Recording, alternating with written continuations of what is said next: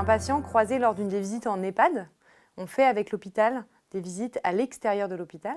Et notre avis avait été demandé pour un monsieur qui était très agressif en fin de journée. Au cours de l'entretien, il me confie à plusieurs reprises que s'il avait un revolver, paf, il en finirait.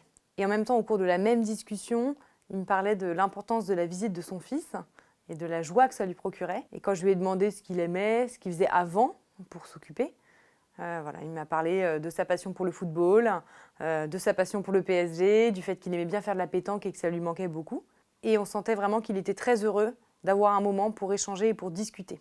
Il m'a aussi avoué qu'il était angoissé, qu'il avait peur qu'on lui vole ses affaires, parce que c'est vrai qu'avec la maladie d'Alzheimer, on peut oublier certaines choses, et donc les pertes peuvent être vécues comme des vols et des agressions. Et donc, il peut y avoir une vraie angoisse. Le fait aussi qu'il se déplaçait en fauteuil roulant, c'était pour lui un sentiment de vulnérabilité. Et donc, dès que quelqu'un approchait, il sursautait parce qu'il avait peur de se faire frapper.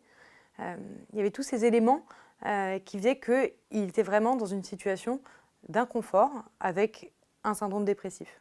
À la fin de cet entretien, on a vu l'équipe soignante et on a décidé ensemble des solutions pour ce monsieur.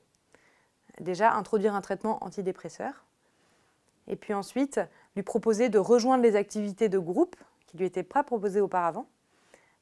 Organiser aussi un tournoi de pétanque dans l'EHPAD pour les autres résidents. Pouvoir essayer aussi des séances de football en fauteuil avec son kiné.